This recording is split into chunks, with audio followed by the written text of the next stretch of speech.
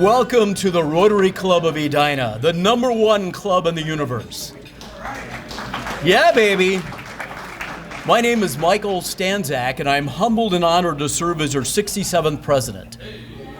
We have a very interesting meeting today with our today's speaker, Dean Sri Zaheer of the Carlson School of Management. Sam, can you hear me okay? Okay. For those of you that don't know, the dean, hey Joe Hayes, was greeting incoming students at the Carlson School of Management, and she is en route. So Gay, don't panic. She's going to be here, okay? But anyway, she's going to speak about the transformative power of higher education. Thank you all for being here live and in person, and for all you Zoomers out there, we're so glad you're joining us.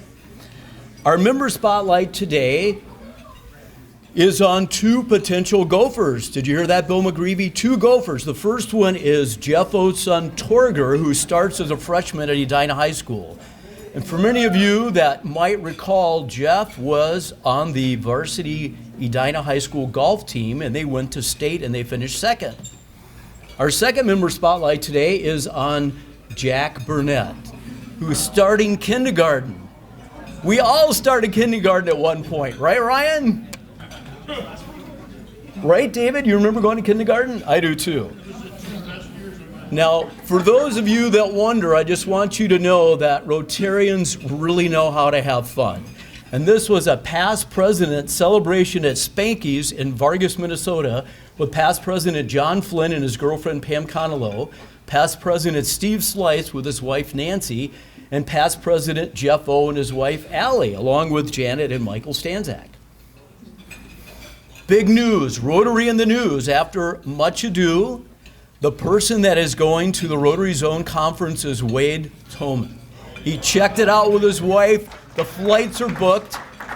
Thank you, Dr. Sita Dash, for your generosity for making that happen, along with Catherine, your husband, Tom Gump, for making that happen. So Wade is going to represent our club, and he's even offered to come back and share some information what the conference was like afterwards. Birthdays. I know Frank Carterell celebrated a big birthday, as did John Barnett and Tom Cook.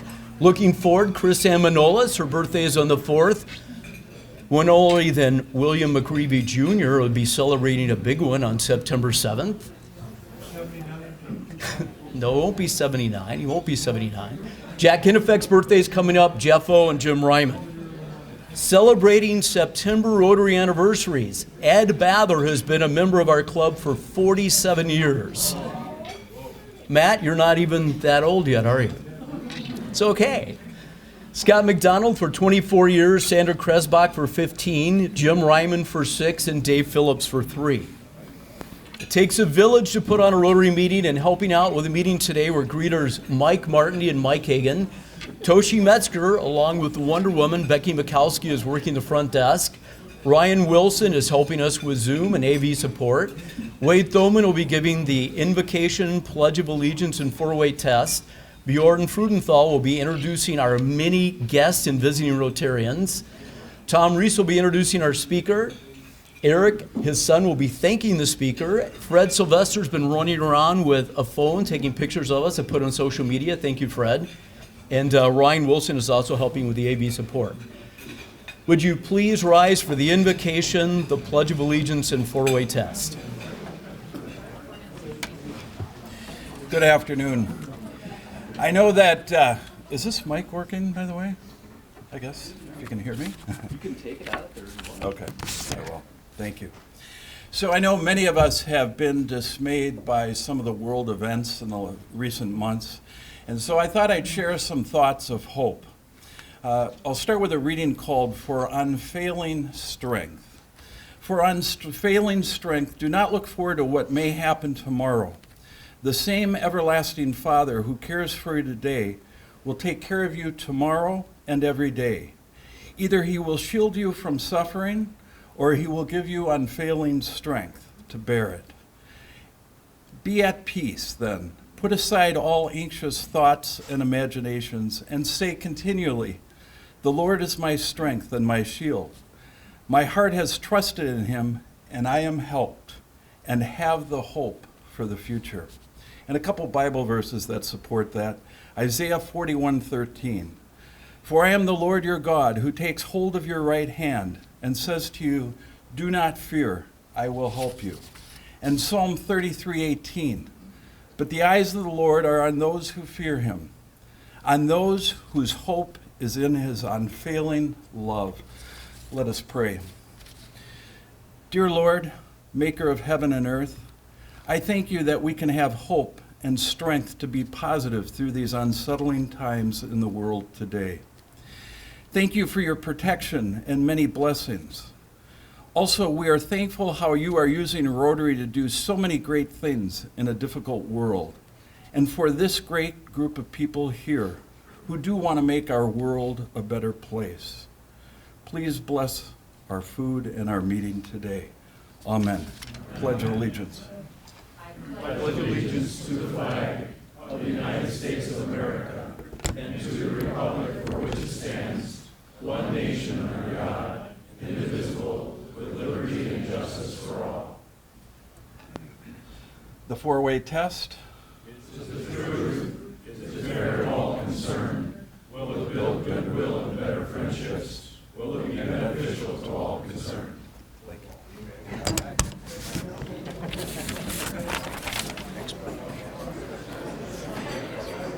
We have many guests today, and we'll start. There are 9 of them. Michael Stanzak, you have a guest? Oh, I do. My guest is Matt Venice, the aspiring financial advisor, longtime friend of the family. This is his 3rd meeting, Andre, and why join our club?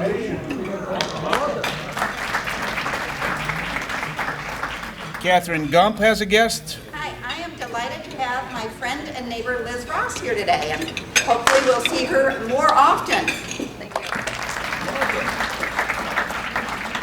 And Rob Bredding has a guest. Yes, stand up, Terry. Yes, this is my guest, Terry Matson, with Beginning Today Lifestyle Wellness.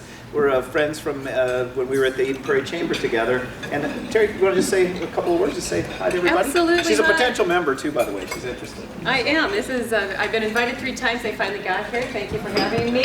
I like to tell interesting stories on how you make small changes for maximum results in your wellness.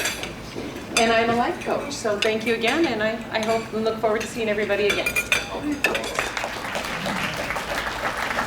And we have San and San Jr. This is Yoshi. He's been a number of times, so most of you, I think, know him. He just finished his senior enlist academy, which is because he's a senior chief in the Navy Reserves. He's been back home for 3 years. He's joined my practice, gave up his corporate job in Chicago. So he's the successor designee. So, he most likely will join Rotary. It is a family tradition, as you know. Our club, Noon Club, is on the list, but I think he's leaning towards joining the Veterans Rotary Club. Thanks. And John Barnett's got a guest too. Maybe. Josh Erickson, he's my neighbor at work. He owns a master pool and spa in the building next to me. Welcome. And Tim Reese. Thomas. Christine Moe, her son William. William is 1 semester away from graduating from the Carlson School of Business, and her older son John is a graduate, successfully employed, and the Commander-in-Chief of Edina Realty at 6800, Sarah Johnson Fisher. Thank you, Tom. And last but not least, we have Stacy Starkey here as a visiting Rotarian from the Morningside. Welcome. Let's give everybody a really warm Rotary welcome.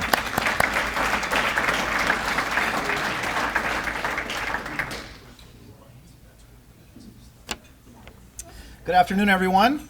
I'm here to make an announcement for our leadership series, which, in case you don't know, has moved to live, okay? And we're meeting on the 2nd Wednesday of every month at 7:45 a.m. Okay, 7:45 a.m. What is Gordy? You told me that was too early, right? But it's not. It's exactly just the right time, so you can come over and learn some things before you go to work. And so the next opportunity to join us at Think Bank here in Edina is going to be on September 8th. It's next month. Scott Welly's going to be our speaker. How many of you have goals? How many of you are good at setting goals? Okay, so there's a lot of opportunity in the room, okay? Scott's an expert at this. Matter of fact, he just finished a 100-mile bike ride, so some thing that he does. I know that he's also run the Grand Canyon rim to rim, if you've thought about that before, 25 miles up and down the Grand Canyon. He's a great motivational speaker, and you won't want to miss it. 7:45, September 8th. Thanks for the time, Michael.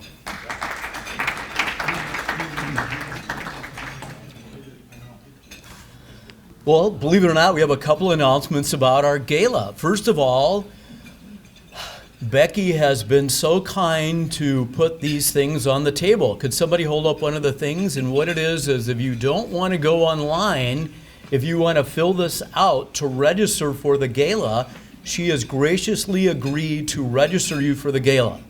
So Jody, Kern, as of 11 o'clock this morning, how many people have registered for our gala, if you had to guess? 29. Yeah, so we're on our way to 200 plus like we were thinking of.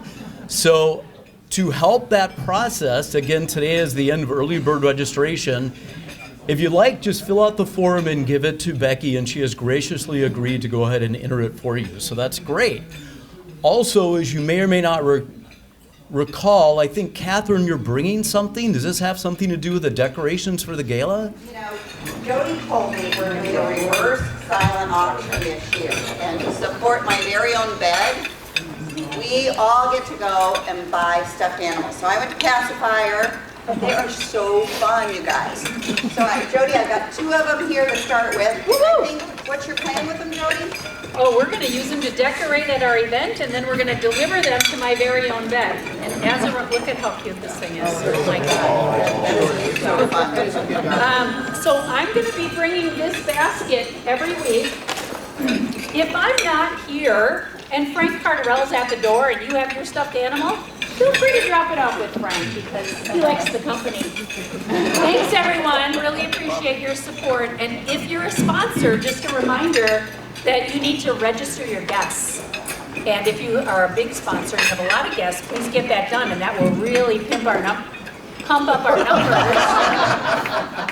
What was that, Jody? I didn't know. So it's going to be a lot of fun. We're going to have a dance band, High and Mighty, and backed by popular request is a video that Kayla Beeler shot. So we might hear this music.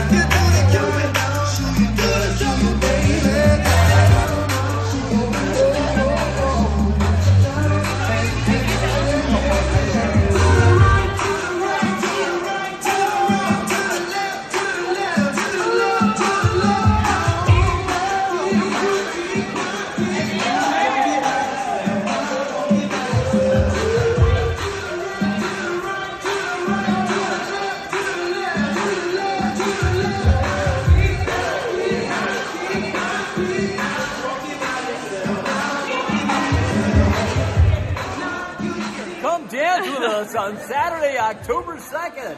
It's going to be fun. It's going to be memorable. Before we have the gala, we have the Rotary Car Show, which is coming up not this Saturday, but next Saturday, the 11th. Someone named Michael Stanzak made a mistake, as you'll soon see. Thank you, Grandview Tire and Auto. Thank you, Tradition Mortgage. Thank you, Styles Financial Services. I see you, Susan, before you go to Las Vegas. Thank you for being here. And Josh Sprague. Thank you, Lake Sotheby. We so appreciate it. And Josh and Chris are just amazing. They just whip this up like this. You wouldn't believe it. It's fun. It's entertaining. The Edina Rotary Car Show. Hey everybody, Josh Sprague back here with some more information on the 2021 Edina Car Show. Go to edinacarshow.com for more information. But just today I want to tell you it's from 12 to 4 p.m. Saturday, September 11th. We're going to have about 100 to 150 classic, exotic, and vintage cars. So many cool things, and guess what? If you're a spectator, it's completely free. And what you're gonna see are some absolutely amazing vehicles just like this. Check it out. Wow, what do you know? Hey, what a surprise. I'm here doing a spot on the Edina Car Show. You don't say. Well, this is Louise. She's going to be here. This is a 76 Eldorado that I went to Greensboro, North Carolina to get. She's named Louise after my grandmother, who was born in North Carolina, as was I, and the car was in North Carolina. And she's not nobility like Thelma, but she is still really fun, and she was in the Edina 4th of July parade. But that brings us to the Edina Car Show that's happening this coming Saturday, September 11th, right here in Herberger's parking lot from 12 to 4. Please bring your family, please bring your children, grandchildren, and more importantly, if by chance you happen to have a car that's over 20 years old, or a really cool car like Josh Sprague with his Aston Martin, consider bringing that. Anyway, it'll be great fun. It benefits the Rotary Club of Edina and our foundation, and we give the proceeds away. Edina Rotary Foundation doing good since 1957, and a special shout out to our corporate sponsors, Styles Financial Services, Key Cadillac and Lake Sotheby's, of course, Grandview Tire and Auto, and Tradition Mortgage. We appreciate your support. Hope to see you all on Saturday, September 11th. And if you're Rotarian, wear a blue shirt, a blue Rotary shirt. Be well, everyone.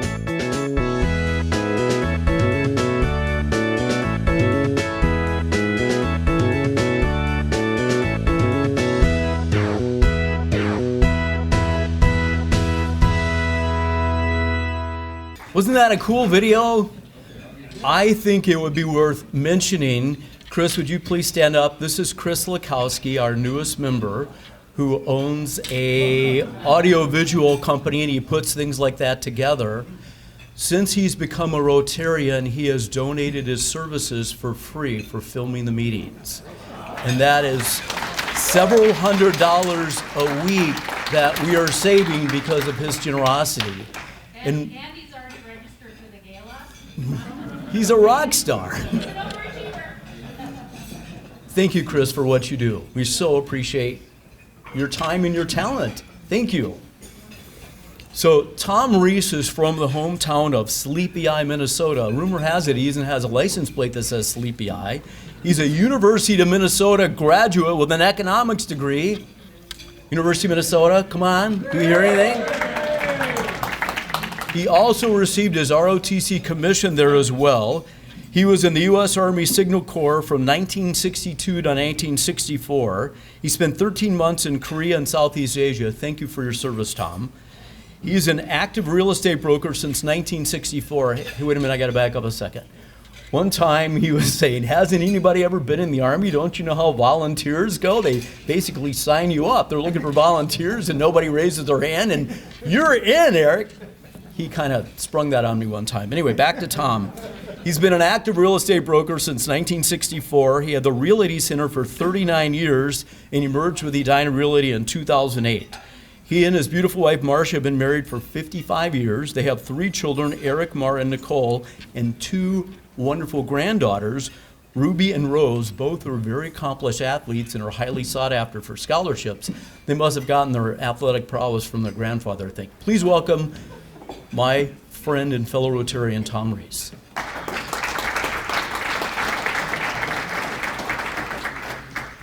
He's been known to serve good beer, too. This Summit beer is always good. Where did you get the high school graduation picture? Anyhow, today it's my honor to introduce Dr. Zaheer. Oh, excuse me. You got it now? Okay, thanks. Didn't want it to squeal. Today's speaker is Dr. Zaheer, Dean of the Carlson School of Business, the University of Minnesota. Dr. Zaheer worked in many multinational companies in business research with focus on India. She came to the University of Minnesota with her husband Axe and became dean in March of 2012. For your information, the University of Minnesota Carlson School of Business, this is recognized for having been the most innovative and successful transition from men and women into service to careers in business. I compliment you for that. There's a lot of pages of accomplishments, but we could best listen to Dr. Zaheer speak, I will footnote by saying she is currently chairman of the board of the Federal Reserve Bank, so there'll probably be a lot of questions. Without further ado, and remember, the Gophers play tonight, Dr. Zaheer.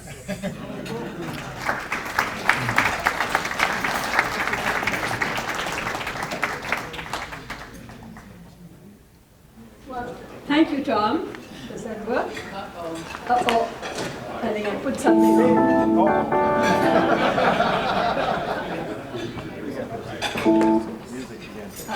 just push it down. Okay, not the up button. Okay, great. Well, thank you all for having me. It's been 2 years getting here. I mean, Tom first called me about 2 years ago to do this, and I'm so delighted to be able to finally be here in person and, to talking to all of you. And I have to say one word about Tom and Eric. They got us in Axe and me into our home, which we absolutely love. It's actually 20 years to this day, practically. And I have to say that, there are real estate agents and there are realtors, there are folks that all of you know, but Tom and Eric are truly realtors with a heart. We would never have made it to this house without their help, and I can't thank them enough for everything that they've done for us. So thank you, Tom. Thank you, Eric. It's been just a great journey with both of you. I just want to say that, I probably have the best job in the world, because I get to see hope every day, and particularly today, we had convocation at the University of Minnesota, 7,000 freshers, all in Mariucci together. And, William, who is one of ours, I'm sure you remember your conversation from, 3.5 years ago or 4 years ago. And it's just an amazing, amazing event. And then after that, of course, 700 of them were bussed over to the Carlson school so that I could meet them and talk to them as well. And that's why I'm sorry I was a little late, because the buses, there are 10 buses which have to bring them over. And by the time they came over from Mariucci Arena to the Carlson school, it took a little while. So anyway, I'm just so, so delighted to be here. And I was wondering what I should talk to you about. First of all, I just want to know, how many of you have any connection with the Carlson school? You've been a student there, or you've, wonderful. I can see many hands, and I can also see other faces, people that I know, friends from the community. So thank you all for being here. How many of you have some connection to the University of Minnesota? Yay! Go Gophers! And maybe, just maybe, we might even beat Ohio State today, right? And we can always hope. There's always hope. Yeah, so anyway, but I just was wondering what I could talk to you about, but since many of you, probably it's been a while since you were at the Carlson School, I thought I'd do a little bit of bragging about the school. I'll tell you a couple of stories, and I want to start with a story. Really, it's about the transformative power of higher education. The business that we are in is the business of developing human potential, developing ideas. Developing human potential, developing ideas. That's what we're in the business of. And in the process, we transform lives. I just want to tell you the story of one young woman, Kelly Yang, and it's just an amazing story. Kelly started at the Carlson School, a long time ago. I think it was around 2010, and she finally graduated in 2021. And you might say, wow, is that, what kind of a story is that? 11 years to graduate? But you have to understand where she came from. Kelly was born into a Hmong family with 7 siblings. Nobody in her family had ever gone to college before, and she had to sort of work her way through. She got scholarships, but the financial aid was never enough for her to, be able to afford the full education. So she started working. She was working at the various banks. She was working 22 hours a week, and she was taking credits at the same time. And she suddenly realized that this is not high school anymore. That once you get into college, it's a much more difficult set of courses. And she was really depressed. She didn't feel that there was anybody who could help her. She was really kind of not able to sort of really cope. And coming to the picture, we should look at Annie Lynn, who's her academic advisor. Was her academic advisor from the beginning. And Annie was there for her, helping her work through the courses, work through how she was going to, meet all the requirements, all of these things. And yet, the semesters went on. She was working extremely hard, trying to also support, her siblings, and working at the same time and having a very, very hard time of it. Finally, one semester, she had a really tough semester. She really couldn't get through her courses. And like many, many others before her, she dropped out. And, Annie was most upset about it, but she couldn't stay in college because she wasn't getting enough. She didn't have enough aid. She felt she didn't have enough support. She was always wondering, the imposter syndrome, am I good enough to be here? That kind of situation was facing her. By the way, Kelly is very happy to have us share her story, and we've got her permission to do it. So, and this went on, and finally, I think it was about she graduated in 21. I think it was in 2017 or 17. Suddenly, after many years, she remembered Annie, and she sends an email to Annie saying, I would like to get back to college. What should I do? And Annie instantly wrote back and said, I have been waiting for your email for 6 years. And this made all the difference to Annie's life. So she actually managed to get through, and then she was thinking initially that she wanted to be a finance major because she'd worked as in the bank, she'd been working as a teller, she'd been working in other kind of clerical jobs in Wells Fargo and so on. So she thought she wanted to do finance, but she kept saying, there's all this technology that's being rolled out by the bank, and it's so interesting, and what do I do with it? And so Annie started talking to her about it and said, I think what you would really enjoy is management information systems. So Annie says, what the heck is that? She hadn't even heard of MIS. But then she went and took a class, loved it, and she finally graduated with a major in management information systems and a minor in business analytics. And it was time in her final year to start looking for jobs and so on. And again, Annie was really kind of depressed about it. She said, how am I going to explain this big hole in my resume? It's for so many years I've been doing all kinds of menial jobs. How are the companies going to look at me for this? Enter Rebecca Dordell, who's one of our career coaches, who Annie connected Kelly with. And Rebecca said, listen, realize that Kelly was really suffering from some kind of shame at having sort of this big hole in her resume, and how is she going to get through this? And Rebecca literally talked to her and said, listen, don't think of it as a failing. Think of it as redemption. Think of it as resilience. Here you have been through such a difficult time, just getting to where you are right now. Think of it, as, that look at the hurdles you've overcome and what you have got to. And that gave Kelly the confidence to walk into one of the career fairs. And normally when undergrads go to the career fair, probably not William, but many of the undergrads, they will, go and meet the small firms first, the ones that you don't know about. They'll go and talk to them first, build up some confidence before they can, go and talk to any of the bigger firms in town. So what does Kelly do? She walks right into the career fair. The biggest booth in the middle of the room is Medtronic. Anyone from Medtronic out here? Probably not. They all live in the other parts of the Twin Cities, right?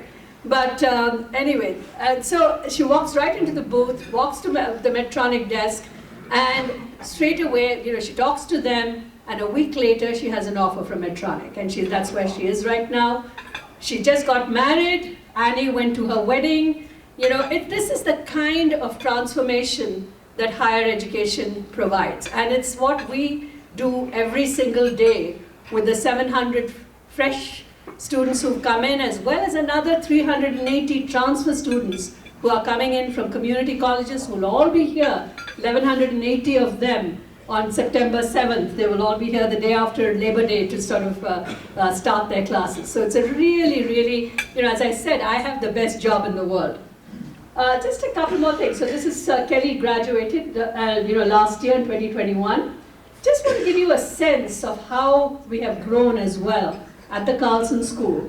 This year is our largest class ever, 700 fresh students and 380 transfer students. And we are also the most diverse class ever. And every single racial ethnic group has grown in size, including our white students. We had 629 white students last year. We have 712 this year. And in terms of percentages, our African American and black students, we had 29 entering students last year in the freshman class, 50 this year. So this has just been a phenomenal rate of growth.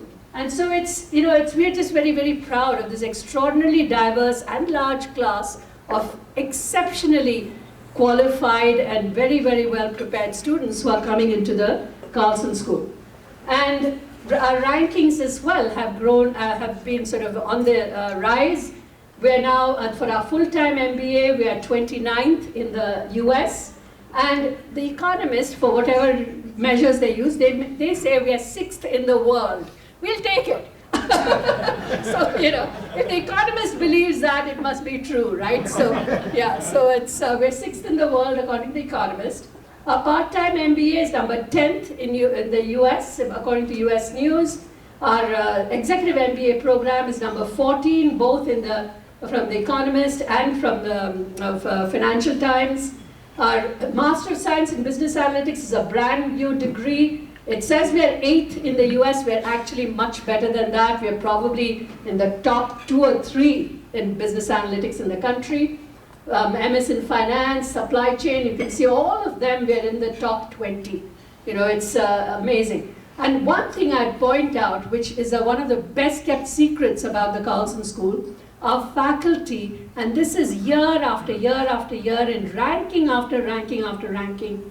This one is particularly well regarded, this ranking. It's called the Academic Ranking of World Universities. We are 11th in the world at the Carlson School. And this is the world, truly. So this is just something absolutely exceptional.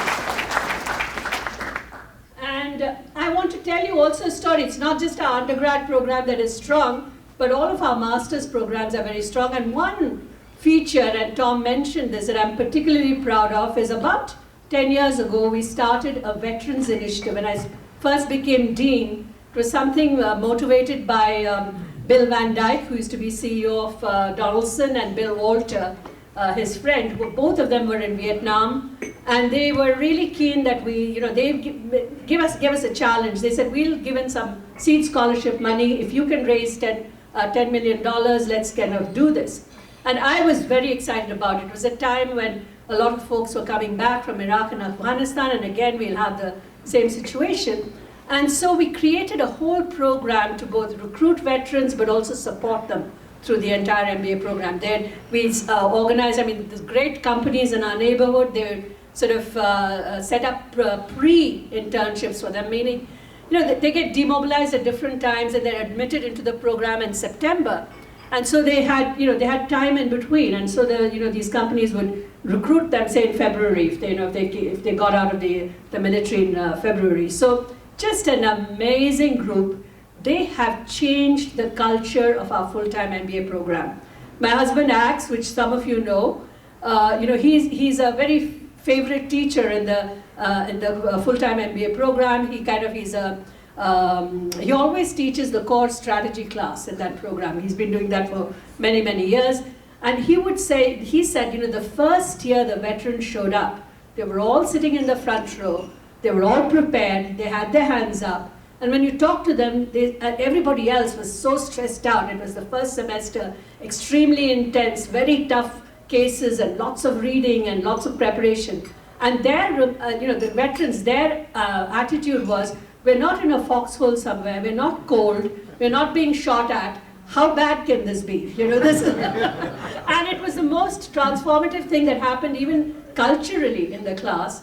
And as a result now, we've set up a lot of programming for them, additional mentorship, support for placement and so on. 20% of our full-time MBA class are now veterans. And across other programs as well, our supply chain program is 37% veterans. So we have just veterans literally in all of our graduate programs. And we've been named the #1 military-friendly graduate business school in the country. And this has been year after year after year. So again,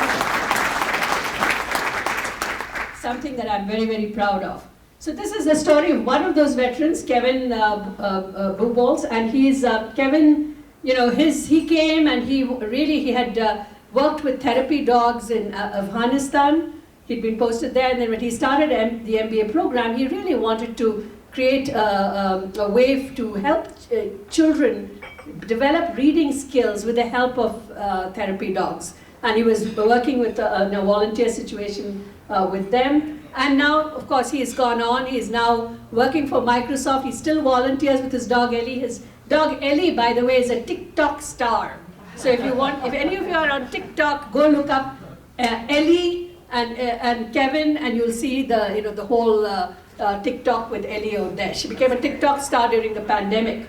But now he's working for Microsoft, actually working in marketing to the federal government, where basically he's helping Microsoft technologies be used in the federal government for all of their work. So again, just another wonderful story of transformation. We really believe, as I said, in business as a force for good. How do we have an impact in society using business logic for societal impact? And we have all these enterprises which are actual hands-on learning experiences for our graduates and for our undergraduates, and that's a big part of what we do. So those of you who didn't study recently, these are things that are happening in the school all the time. We also make all of our students have an international study experience, which unfortunately has been kind of slightly morphed in the past year and a half. But we're hopeful that it'll come back fully by next year. So I don't know, it may be too late for you, William, but but that's what it is. And finally, as I mentioned, our faculty are world thought leaders. They're absolutely the tops in their discipline. But not just that, they're doing work that really matters. It was two of our faculty who got together and started the first hospitalization tracking project during COVID. The Health and Human Services Department was not doing that. We didn't know how many hospitals, what was the rate capacity in the hospitals, how many ICU beds were being used, what was available. And they got a bunch of students to make calls every evening to every state department of health in the country and get the latest statistics on how many hospital beds were used in the different states, and put this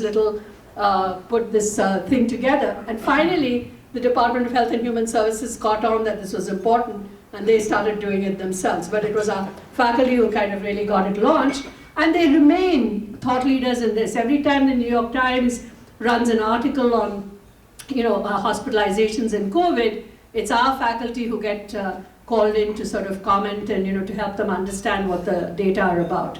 So that's just one of the things they were doing. They're doing all kinds of interesting research on supply chains in this during pandemic, in the vaccinations for vaccinations. They were doing really, really interesting work everywhere. And finally, I think just one of the things that we really care about is making sure that we are an inclusive community. A community that is inclusive, where everybody has the potential to succeed and is, and has the opportunity to succeed. And so that's something we've been working on, and we've got a whole new undergraduate curriculum rolling out which has three basic pillars, if you will. First is People and Planet, which is courses that really prepare students to lead with purpose. And the second is the Foundations for Impact, which is your traditional business courses, which William would know as the immersion core, things like finance and marketing and accounting, which everybody needs to know. And finally, a whole segment on data and decisions. And this is really, it involves two major experiential projects where students will be working on real projects for real clients, because there's no substitute for that. I mean, how you navigate a client firm, how the politics there, how do you, talk to them, what do you kind of get from them, and so it's just getting in, how do you make presentations that, resonate, so all this kind of thing. So this is going to be a phenomenal new curriculum that we're rolling out in 2022. It's being piloted this fall, so that's this fall and spring. So there are parts of it that will be piloted. This is some new courses that we're putting in place there. And finally, you know, in terms, I mean, one of my goals as dean was to make sure that the Carlson School is on a really sound financial footing, because you may or may not know this, but the Carlson School gets about 5% of its revenues every year from the state.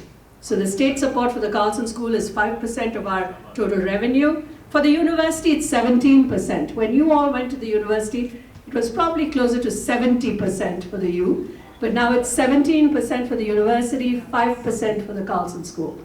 And so, and I have to say that philanthropy, what we earn from our endowment and from our annual gifts is actually 15% of our budget. So if someone says, this is not, you know, this is a public school, you know, they've got another thing coming. It's where, you know, but you know, it's kind of interesting. I mean, in any kind of private corporation, you know, the number of representatives on the board depends on how much they have put into the firm, right?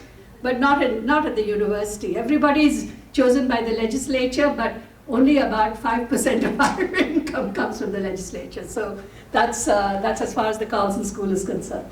But we had a very successful campaign. The university campaign was $4 billion. The university ended at about $4.3 billion. I'm sure many of you in this room have been donors to the campaign. The Carlson School, we had a goal of $150 million. We ended at close to $190 million in the course of the campaign. And of that $190 million, about $105 million is for scholarships.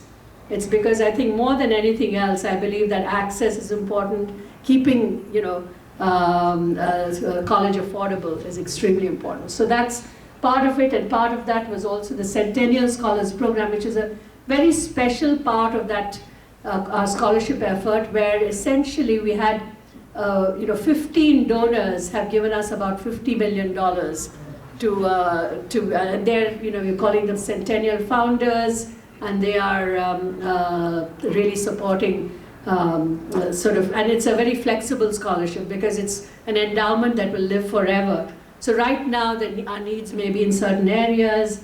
You know, 20 years, 30 years from now, it may be something else. So we want to make sure that there is flexibility built in to that scholarship program. But net result, I mean, we've really more than, I think, tripled the scholarship dollars we give out every year. We used to, at the undergrad level, I think we used to give out about $1 million. We're now giving about 4.2 million, you know, a little more than $1 million, and it's now 4.2 million in scholarships. And so it's been really transformed what we do. So I'll stop bragging at this point. And please, yes, yeah? I'd like to share with you a question from Wu. She's watching on Zoom. Okay. He points out the total number of applications to law schools in the U.S. dwindled from 100,000 to under 40,000 in the most recent 5 years. Right. And he points out the government's policy of encouraging STEM careers, science, technology, engineering, math. He says, what is the current situation with MBA applications? MBA applications had softened over the last 15 years as well. Not as much, not as deeply as law, but there was a softening in MBA applications. But this last year, they've gone off the charts. I don't know what happened in the pandemic. Usually it does happen. When the economy is booming, applications to MBA programs tend to fall. When the economy is slowing, applications rise. So this last year, we've had more applications than we've ever had. And so, and the largest entering MBA class in a while. So we have, I think, close to 100 MBA students this year, and or maybe it was 90 this year. In the last few years, we've been taking in about 74, 75 in the full-time MBA program. So it's there has been softness in the MBA. Undergrad is exploding. I mean, this year I think we had over 8,500 applications for basically 600 slots, but the yield was higher, and we got 700 students. And so every single one of them, I mean, and I know William is really bright because he wouldn't have gone to the Carlson School otherwise. I wish it would, you know, yeah, yes? Question regarding international students. Yes. The number of visas for international students have dropped over the years. So where is Carlson School of Management with international student population? And then secondly, where is that trend going? Very good question. Can you repeat the question? Sure, right. The question was, the trend in international students, that the international students at the U have been dropping, and where are we, where is the Carlson School and where are we going? We love to have more international students. We've always had about 7 to 8% in our undergraduate program, but what's happened is in the COVID year, that number got slashed. I mean, most international students couldn't come. It was that was a kind of a lost year, and we went down to 2.5% of the Carlson School, the undergraduate population being international. Having said that, we have some programs which are more than 80 or 90% international. For instance, our Master of Science in Business Analytics, which just started again this fall with 115 students. It's now bigger than our full-time MBA program. Of that 115, I believe, I want to say close to 100 or maybe even more than 100 are international students, and from a wide variety of countries. I mean, India and China, of course, are the biggest bulk of them, but they're also from Kenya and Zambia and all kinds of places. So there's just a lot of international students coming in to our graduate programs, not so much undergrad. And we would love to increase that number. The thing is, the reality is with 8,500, 9,000 applications, the U has never really invested in recruiting internationally. I mean, we don't go and visit schools and top schools in other countries as some of the private colleges do. And so as a result, it's mostly word of mouth or people who know someone in about Minnesota who end up applying here. And I would love to change that. I mean, I go and we have alumni all over the world, and I do visit our alumni especially in London, in Vienna, in Poland, in China. We have large segments of alumni, mostly graduate alumni. But that's again a way to just get the word out about the school. Our alumni, are our best ambassadors, and so that's we try and use them to do that. But anything, if you have ideas on how we can spur international enrollment, I'd love to do that, but frankly, we just don't have the marketing dollars to go and do a major sell, and we don't need to. So we don't need to fill our classes. That's the basic thing. Yes. You all have a little program over there at the University of Minnesota. We have one of the world's greatest business class programs stuffed into 3 days in November, Camp Enterprise, and we have any undergraduates or applicants, will they mention Camp Enterprise on their application? We'd love to have you guys a part of our Camp Enterprise program. It's Shark Tank for high school kids. Happy to talk to you about that. I'm sure they do, but I don't look at all the 8,500 applications. Yes? How are you able to land this best job in the world? Sorry, how am I able to land the best? Great question. I never expected to, but it was not my dream. I wanted to be growing up in India, my father used to subscribe to Better Homes and Gardens, and I was obsessed with mid-century modern architecture, which is when Derek and Tom produced this mid-century home for us, we were on it in about 5 seconds. So I really wanted to be an architect, but my father decided that business paid more and sent me that way. So I was working in companies. I was the internal auditor for Novartis. My husband was the brand manager for Colgate toothpaste in India. Then he got a job he couldn't refuse in Nigeria. Went there. When I went there, the only job I could get was teaching at the university. So I ended up teaching at the university over there, and loved it, absolutely loved it, and said, this is what I want to do. And then if we are doing this, we should do it right, which means doing a PhD and all that. And my husband his family had many academics, they had PhDs and not mine.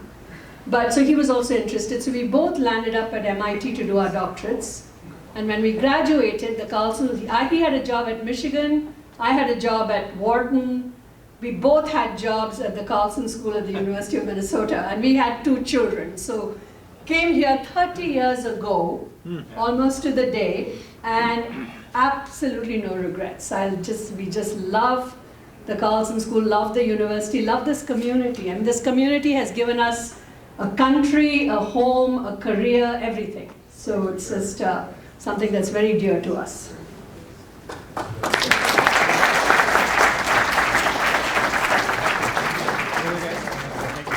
Thank you, Dr. Zaheer, for your talk today. We have a gift for you. Oh, thank you. So your talk with U of M is global, but it's all out of local action, and that's what Rotary is all about here. So in honor of your presentation today, we're making a donation to a local charity, My Very Own Bed, which we saw the stuffed animals for. It's a local, it provides new beds to children moving into stable housing.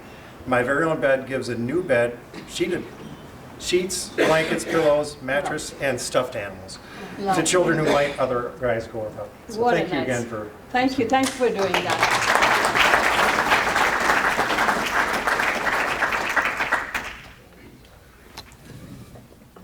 Sri, you certainly are transforming education and making a difference in a lot of people's lives. So as you might recall, our Rotary International President, Shikay Mehta from India, our theme is Serve to Change Lives. And many of you are saying, how can we serve to change lives, right, Ann? By re-engaging with our Rotary Club.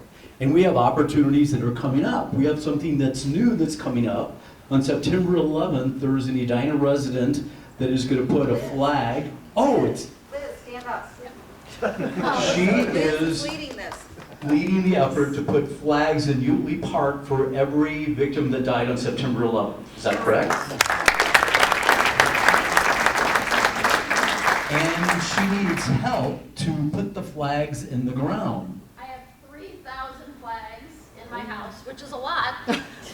And what we are doing is we've permitted the park. We will be introducing the new fire chief, the new police chief, welcoming them to the community. We will have food trucks. We'll be honoring Edina's first responders. They will eat for free. And it's really an opportunity for us to commemorate 20th anniversary of September 11th, which pretty transformative experience. I would say I lived in New York at the time, but also an opportunity for Edina to come together around something really wonderful. So I hope to see you all there. Which park? Utley Park. Right next door. Yep, right down. So, Doug, if you're looking to do something before the car show, that's it. In addition, we have Veep food backpacking available on the 15th and the 29th to help kids that wouldn't ordinarily have something to eat over the weekend. We also are looking help for our Gala. You can reach out to Jody, Paul, or Kayla. I mean, we have all kinds of things that we can do for the Gala. And Camp B is coming up the 4th through the 6th. Again, we're looking for mentors, small group leaders, essay readers, things like that. You can touch base with Rob Redding and he'll do that. To Infinity and Beyond. Next Wednesday is our leadership series at 7:45. It's going to be great. A week from today, we have our past president, Josh Sprague, that's going to share with us about the journey to Guatemala and what happened there. We just talked about what's happening on September 11th, the flag plant as well as a car show. We also talked about the opportunity to help at Veep. September 18th, we can walk to end Alzheimer's at Target Field. You can sign up for that via the Brucker, right, Rick Carlson? Yep. Yeah, baby. Big news, we're almost done. We have Prospective Member Day on September 23rd. And for those of you who might remember what happened on July 24th, I asked all of us if we could bring one guest to one meeting a year. So if by chance you know somebody that might consider Rotary, hey, but they just want a free lunch, that's okay. Please bring them on September 23rd. Then we have our Gala, Let's Dance, and then we have Camp Enterprise coming up on November 4th through the 6th. Education is not learning of facts, but training of the mind to think. Albert Einstein. Meeting adjourned.